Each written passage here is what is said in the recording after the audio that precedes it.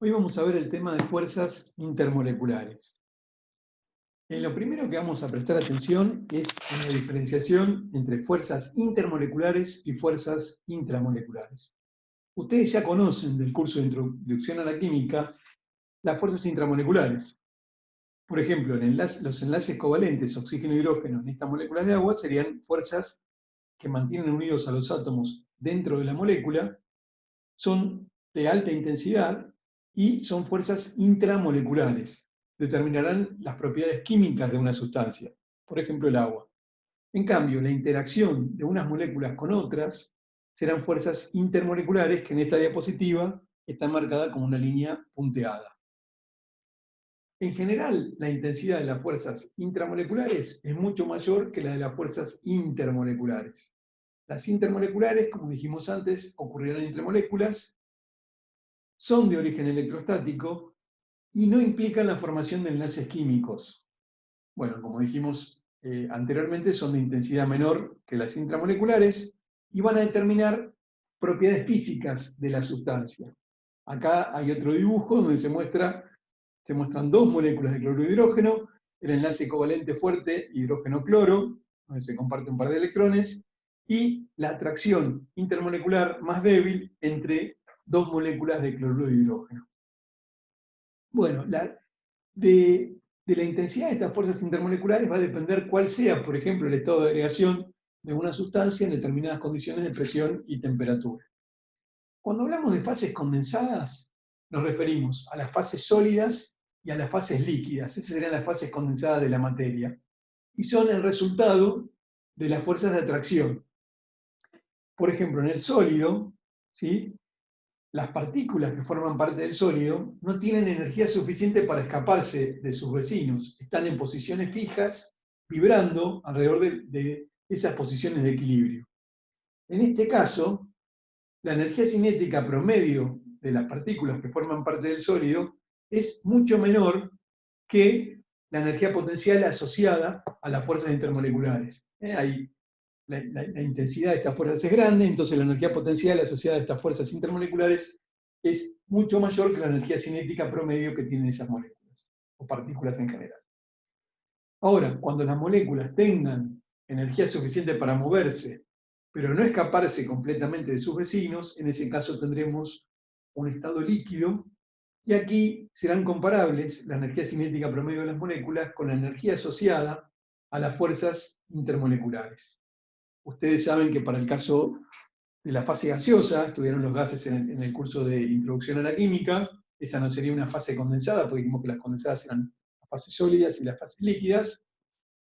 En el gas, la energía cinética promedio de las moléculas es muy alta y la energía potencial asociada a las fuerzas intermoleculares en los gases reales es muy débil en general, y nosotros en el curso de Introducción a la Química, cuando vimos el modelo de gas ideal, directamente despreciamos esa energía potencial asociada a las fuerzas intermoleculares porque dijimos no hay fuerzas de atracción y de repulsión entre las moléculas. Entonces, en los gases las moléculas se van a mover prácticamente libremente, van a tener una energía cinética promedio muy alta. Bueno, como consecuencia de esta relación entre la energía cinética promedio y la energía asociada a las fuerzas intermoleculares, los sólidos van a tener volumen y forma propia, van a ser prácticamente incompresibles. ¿Qué quiere decir esto? Que por más que uno le ejerza una presión muy grande, va a lograr un cambio de volumen muy pequeño o despreciable. No van a tener ninguna fluidez y van a tener en general bajísima difusión. En tanto que los líquidos van a tener volumen propio, van a adoptar la forma de recipiente, van a tener muy baja compresibilidad, es decir, que van a necesitar presiones muy altas para lograr cambios de volúmenes muy pequeños, y van a tener una moderada fluidez y difusión. En tanto que los gases van a adoptar la forma del recipiente, van a tener un volumen que va a ser el volumen del recipiente y van a tener alta compresibilidad, fluidez y difusión. Bueno, ¿cómo afectan estas fuerzas intermoleculares a las propiedades físicas de la sustancia? Bueno, cuanto mayor sea la intensidad de las fuerzas intermoleculares que tenga la sustancia, más cantidad de energía voy a necesitar para vencerlas. Y esto influye en muchas propiedades físicas. Por ejemplo, si tenemos una sustancia que en determinadas condiciones es un sólido, cuanto mayor sea la intensidad de las fuerzas intermoleculares en el sólido, mayor será la temperatura de fusión. Es decir, voy a tener que entregarle mayor energía para pasar ese sólido a la fase líquida. El proceso de fusión sería el pasaje del sólido al líquido, en una condición de presión determinada, ¿no es cierto? Entonces, en el sólido, las moléculas estarán, como dijimos antes, en posiciones fijas, donde están vibrando alrededor de posiciones fijas. Bueno, si se produce la fusión, yo tendré que separar esas moléculas para lograr el estado líquido, donde las moléculas están empaquetadas en forma más aleatoria, con libertad de movimiento. Por lo tanto, cuanto mayor sea la intensidad de estas fuerzas intermoleculares, mayor cantidad de energía voy a tener que entregarla al sólido para pasar a la fase líquida y por lo tanto mayor será la temperatura de fusión. La solidificación, bueno, está marcado acá, sería el pasaje inverso del estado líquido al estado sólido. Si la sustancia, por otro lado, es líquida, cuanto mayor sea la intensidad de las fuerzas intermoleculares, mayor será la temperatura de ebullición. Es decir, voy a tener que calentar a ese líquido a una temperatura más alta, voy a tener que entregarle más energía para que el líquido pueda pasar a la fase gaseosa en forma masiva. Y en general, bueno, uno dice que cuanto mayor es la temperatura de ebullición de un líquido, menor será su volatilidad. Si la sustancia es gaseosa, cuanto mayor sea la intensidad de las fuerzas intermoleculares, más fácil será condensarla. Bueno, entonces voy a tener que enfriarla, si las fuerzas intermoleculares son altas, a una temperatura no tan baja. Entonces, para pasarla a la fase líquida. Entonces, mayor será la temperatura de condensación. La condensación sería el pasaje de la fase gaseosa, donde las moléculas están muy separadas, moviéndose muy rápidamente, como dijimos anteriormente, a la fase líquida, donde las moléculas están empaquetadas en forma aleatoria y con libertad de movimiento. Bueno, entonces acá tenemos marcado el proceso de vaporización, el líquido a vapor y el proceso inverso de condensación. Acá hay un ejercicio que sirve para ver si podemos identificar cuáles son, en qué procesos se rompen enlaces covalentes, es decir, se vencen fuerzas intramoleculares o simplemente se vencen fuerzas intermoleculares entre las moléculas. Fíjense, hay varios incisos. El primero dice la vaporización del agua. La vaporización sería el pasaje de la fase líquida a la fase vapor. El tercero, vamos a ver algunos en particular. La sublimación del hielo seco sería el dióxido de carbono sólido, es el hielo seco, a dióxido de carbono gaseoso. Sería un pasaje de sólido a gas sin pasar por el estado líquido intermedio. Y el tercero es la fusión de un trozo de hielo, de sólido a líquido. Por ejemplo, a 0 grados centígrados puede ocurrir la fusión del hielo a la fase líquida si la presión es de una atmósfera. Entonces, en esos tres casos, la vaporización, pasaje de líquido a gas, sublimación de sólido a gas y fusión de sólido a líquido, ahí lo que estamos haciendo es separar las moléculas, ¿sí?, venciendo fuerzas de atracción que hay entre ellas, que son fuerzas intermoleculares. Entonces estamos venciendo fuerzas intermoleculares tanto en el proceso de vaporización como el de sublimación o el de fusión, porque logramos estado de agregación donde las moléculas están más separadas que lo que estaban originalmente. En tanto que en el B y en el E, el B dice la descomposición del tetróxido de dinitrógeno en dióxido de nitrógeno. Esto está representado acá, la molécula de tetróxido de dinitrógeno, donde los átomos de nitrógeno son los azules y los de oxígeno son los rojos. Por calentamiento se puede romper el enlace nitrógeno-nitrógeno, y ahí se está rompiendo un enlace covalente, nitrógeno-nitrógeno, es decir, que se está venciendo una fuerza intramolecular, y por cada molécula de N2O4 tendremos 2 de dióxido de nitrógeno, que este es un gas de color marrón. Y en el último caso, la disociación del flúor en átomos de flúor, bueno, acá está representada la estructura de Lewis de la molécula de flúor, donde los dos átomos completan el octeto. Cuando se produce la disociación, se rompe este enlace, bueno, y me quedan dos átomos de flúor, cada uno con 7 electrones de valencia, entonces estamos rompiendo un enlace o venciendo una fuerza intramolecular. Bueno, Los tipos de fuerzas intermoleculares que vamos a ver son fuerzas de origen electrostático y en muchos de los casos está involucrado el momento dipolar de la molécula. Entonces, les pido que hagan un repaso del tema del momento dipolar tal como lo vimos en el curso de Introducción a la Química. Yo acá anoté algo, pero es muy breve lo que está escrito acá en la diapositiva. Yo les pido a ustedes que lo repasen más conscientemente. Bueno, si recordamos que en una molécula, por ejemplo, diatómica como esta, fluoruro de hidrógeno, ¿sí? Cuando teníamos dos átomos con distinta electronegatividad que estaban formando un enlace covalente, el más electronegativo, en este caso el flúor, atraía más los electrones compartidos en la unión química, eso quería decir que sea más electronegativo, y por lo tanto adquiría una carga parcial negativa. Si este adquiría una carga parcial negativa, bueno, sobre el hidrógeno quedaba una carga parcial positiva, y ese par de cargas de signo contrario del mismo valor absoluto constituían lo que se conoce como un dipolo, que está caracterizado por un momento dipolar, que es un vector que por convención apunta hacia el átomo más electronegativo, que en este caso es el átomo de flúor, y cuyo módulo es el producto de la carga, en valor absoluto, por la distancia de separación, que en este caso la llamamos R. Si las moléculas diatómicas estaban formadas por dos átomos iguales, como el hidrógeno, el oxígeno o el flúor, bueno, esta molécula es una molécula no polar, estas son moléculas no polares, no tienen momento dipolar, porque no hay un átomo más electronegativo que otro en la molécula, los dos son iguales.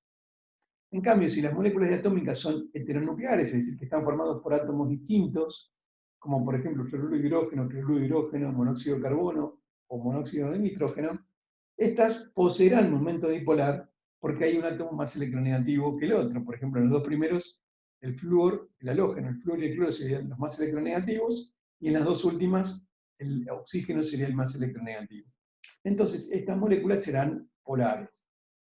Bueno, en el caso de las moléculas poliatómicas, que son las que tenían más de dos átomos en la molécula, bueno, para decidir si eran polares o no, lo que teníamos que aplicar es la teoría de repulsión de pares de electrones de valencia.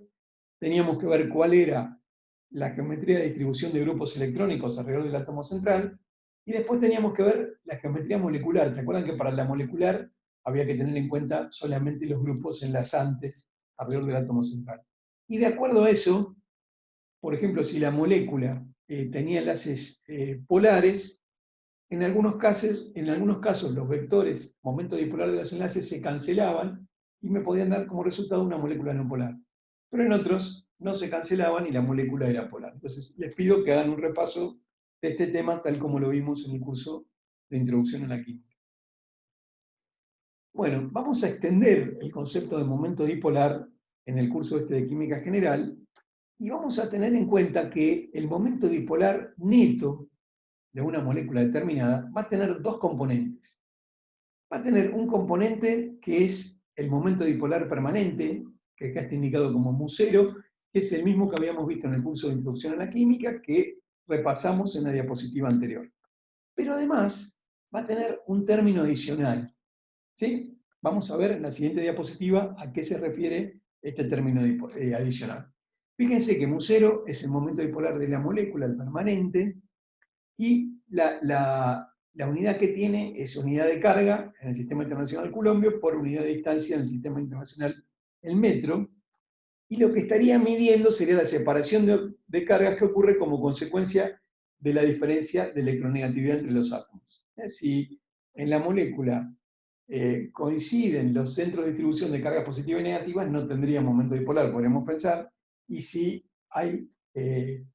no coinciden estos dos centros, bueno, tendríamos una molécula con un momento dipolar resultante distinto de cero.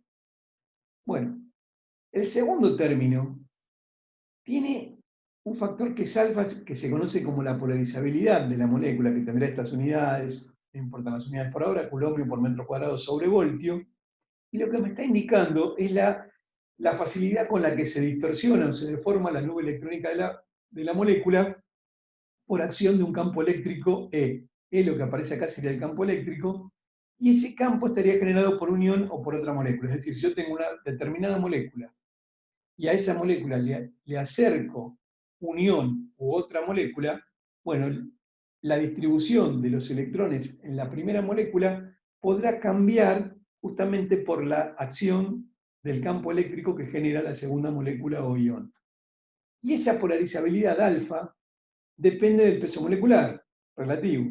¿Por qué? Porque cuanto mayor cantidad de electrones tenga la molécula, y en general eso va de la mano del aumento del peso molecular, más fácilmente se va a poder distorsionar esa nube electrónica de la molécula. Bueno, y también vamos a ver en un ejemplo que depende de la forma de la molécula. Bueno, en moléculas, si las moléculas son polares, eso quiere decir que, como sabíamos del curso de introducción, mu0 es distinto de 0, y alfa, cuidado con esto, alfa siempre es distinto de 0 para cualquier molécula. Entonces, si tengo una molécula polar, tanto mu0 como alfa van a ser distintos de 0, y los dos términos van a contribuir al momento dipolar neto de la molécula. ¿Cuál será la contribución de ambos términos? Bueno, eso depende del peso molecular.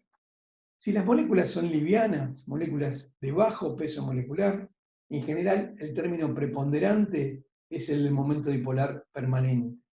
Es decir, que mu0 es mayor que alfa por E, y el momento neto, que es la suma, está regulado, está dado por el momento dipolar permanente de la molécula, es decir, por mu0.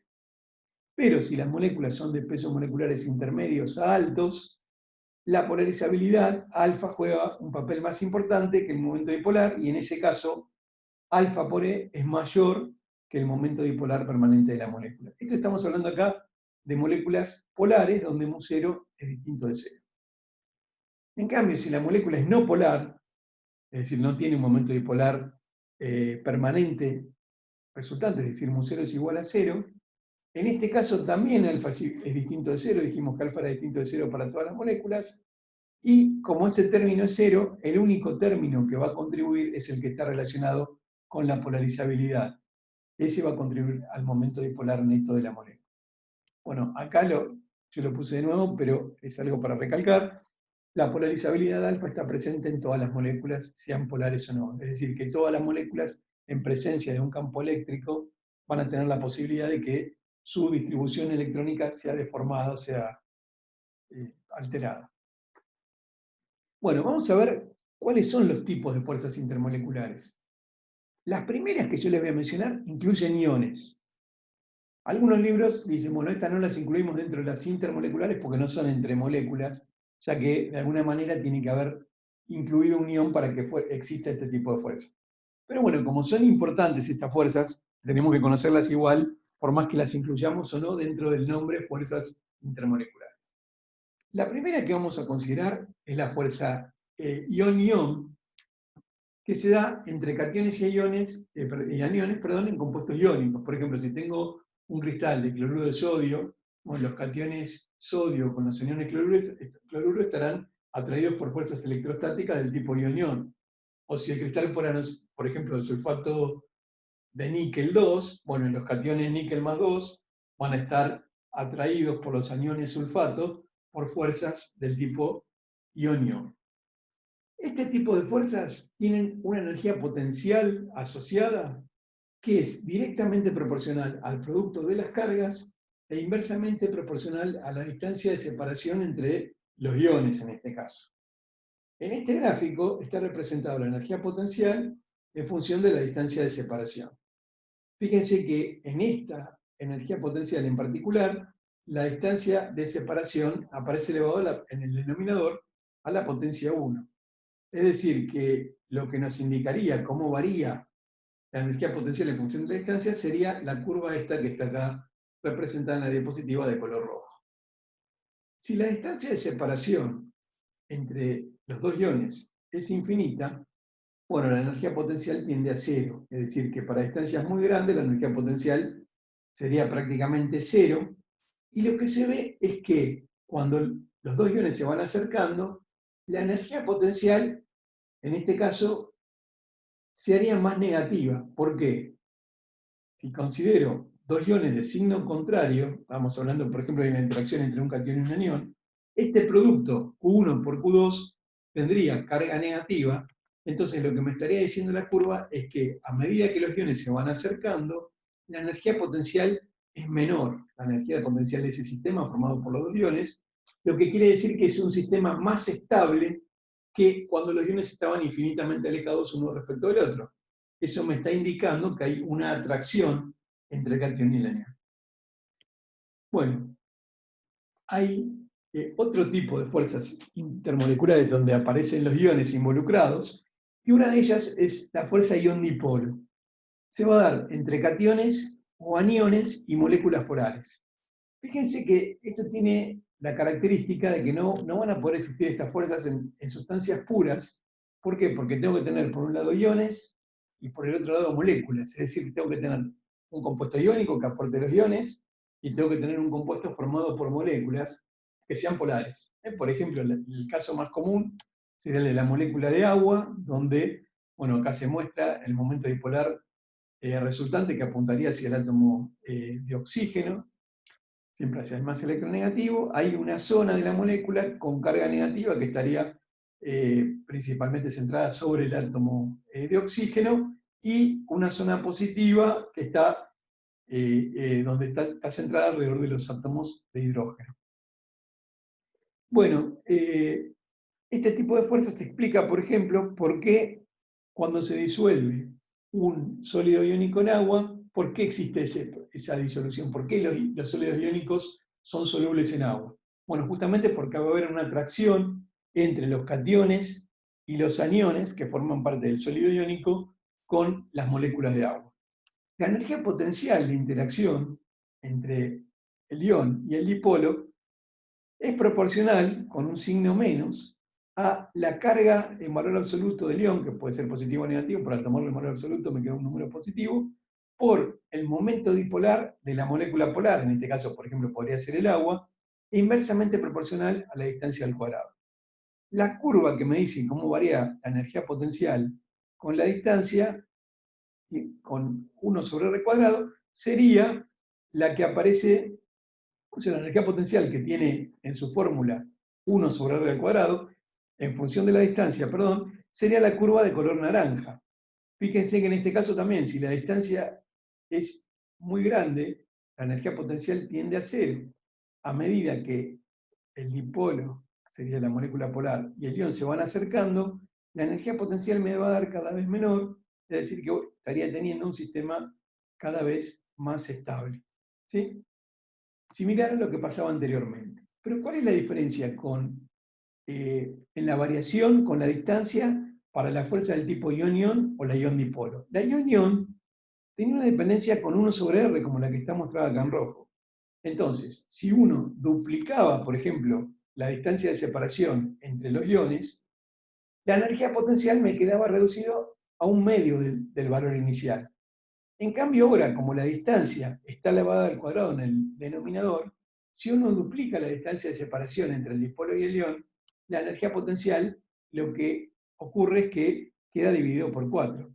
Eso lo que está indicando es que es una fuerza de interacción de menor alcance que la del ion-ion, es decir, que el dipolo y el ion tienen que estar muy próximos para que ocurra esa interacción, por ejemplo, bueno, una interacción de atracción entre el ion y el dipolo. En la siguiente diapositiva se muestra cómo hay un esquemita de cómo sería la disolución de un cristal iónico, por ejemplo, cloruro de sodio. Los aniones cloruros estarían representados por estas esferas de color amarillo, y los cationes sodios por estas esferitas más chicas de color marrón. Cuando se disuelven en agua, estas serían las moléculas de agua que son polares, están mostrados los momentos dipolares de las moléculas con los vectores. Lo que ocurre es que los iones se separan. Entonces los aniones se rodean de moléculas de agua, de tal forma que los dipolos estén orientados de esta forma, es decir, que la parte positiva de la molécula de agua apunte hacia la carga negativa, que sería hacia el anión. O sea, los átomos de hidrógeno apuntarían hacia el anión, se orientan de esa manera. Y en este caso, para los cationes es al revés. La parte negativa de la molécula de agua, que sería el átomo de oxígeno, bueno, estaría apuntando hacia los cationes sodio.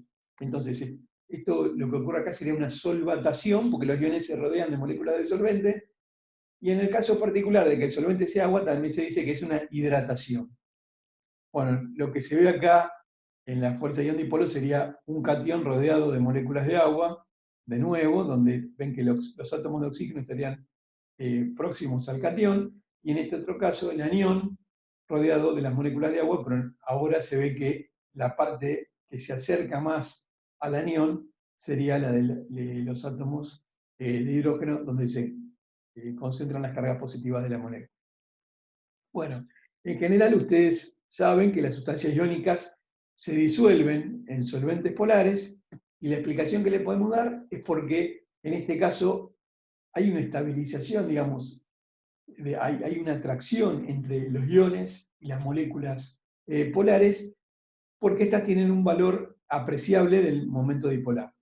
Cuando los solventes son poco polares o no polares, en este caso mu tendría un valor chico o cero, entonces en ese caso, bueno, las fuerzas de interacción serán de menor intensidad, o no habrá interacción entre los iones y las moléculas del solvente, y la solubilidad, o sea, la disolución de la sustancia iónica no se verá favorecida en ese solvente. Acá está representado, bueno, el catión rodeado de moléculas polares, con la parte negativa de la molécula apuntando hacia el catión, como vimos en el caso del agua anteriormente, y el anión rodeado de moléculas polares con la parte positiva de la molécula polar apuntando hacia el anión. Ejemplos donde aparezcan fuerzas ion-dipolo, y tendré que tener un ion, por ejemplo, catión potasio, una molécula polar, por ejemplo, podría ser amoníaco. Acá tenemos con un anión bromuro, con una molécula polar, óxido nítrico, monóxido de nitrógeno, o el catión aluminio con una molécula polar como el cloroformo. Esta es una molécula donde el átomo central es el carbono, tiene 4 grupos enlazantes, un hidrógeno o se está formando 4 enlaces covalentes, uno con un hidrógeno y 3 con átomos de cloro. Como los átomos que están unidos al carbono central son diferentes, bueno, tendrá un momento dipolar resultante, entonces será una molécula polar. Bueno, cuando se cristaliza una sal a partir de una solución acuosa, ¿qué quiere decir? Supónganse que uno tiene una solución de sulfato cúprico en agua, ¿sí? Y lo que hace es evaporar el solvente. Bueno, lo que van a ver, lo dejan evaporándose, por ejemplo, el solvente, lo que vería uno es que si se evapora parte del solvente, se van a formar cristales a partir de la solución. Entonces, esos iones, cuando formen la estructura cristalina, pueden retener a las moléculas de agua formando sólidos hidratados. Ustedes vieron en el curso de Introducción a la Química algunos problemas donde se trabajaba, por ejemplo, con sulfato de cúprico pentahidratado, porque tenía 5 moléculas de agua asociadas por cada molécula, si quieren decirlo así, de sulfato cúprico, o, por ejemplo, el carbonato de sodio decahidratado, donde en este caso, por cada molécula de carbonato de sodio habrá 10 moléculas de agua. Entonces, esto se explica justamente por fuerzas del tipo ion-dipolo, o sea, retienen a las moléculas de agua en la estructura cristalina, estas sales, en este caso son 2 sales, justamente por una interacción entre los iones que forman parte de la sal y las moléculas de agua. Dijimos anteriormente que la energía potencial, en este caso, depende de la carga del ion, del momento dipolar de la molécula e inversamente de la distancia al cuadrado, la distancia de separación entre el centro del ion y la molécula polar. Entonces, lo que ocurre en general es que los iones más pequeños, donde la distancia entre el centro del ion y la molécula es más chica, bueno, tienen fuerzas de interacción más intensas, pues si R es más chiquito, quiere decir que se estabiliza más ese par ion-molécula respecto de cuando estaba separado infinitamente. Entonces, por lo tanto, la fuerza de interacción será más importante cuando R sea más chico. Por lo tanto, los iones, si consideramos los iones de los metales alcalinos, serían litio, sodio, potasio, rubidio, cesio, los cationes que forman estos metales, el litio más y el sodio más, serían los más pequeños. ¿Se acuerdan que el radio, por ejemplo, radio atómico o radio iónico, aumentaba en la tabla periódica cuando nos movíamos en un grupo hacia abajo? Pues los más pequeños serían el catión litio y el catión sodio. Estos más pequeños son capaces de formar sales hidratadas, mientras que los otros que aparecen en el mismo grupo de la tabla periódica, el potasio, el rubidio y el cesio, estos forman sales anhidras, es decir, no forman sales hidratadas, no retienen moléculas de agua en la estructura del sólido cristalino. Justamente porque estos tienen radios más grandes y por lo tanto la interacción entre el dipolo y el ion no se ve favorecida. Si compara, fíjense, dijimos, el potasio no forma sales hidratadas. Si me fijo en el bario, tiene un radio iónico que es muy similar al del catión potasio. El catión bario más 2 tiene un radio muy similar al del catión potasio. Sin embargo, el catión bario sí forma sales hidratadas. ¿Por qué será eso? Bueno, justamente porque esa energía de estabilización, la interacción, digamos, entre el ion y el dipolo, depende de la carga del ion. Entonces, como el catión bario tiene una carga más 2, que es el doble de la del catión potasio, eso explicaría por qué el catión bario puede formar sales hidratadas y el catión potasio no.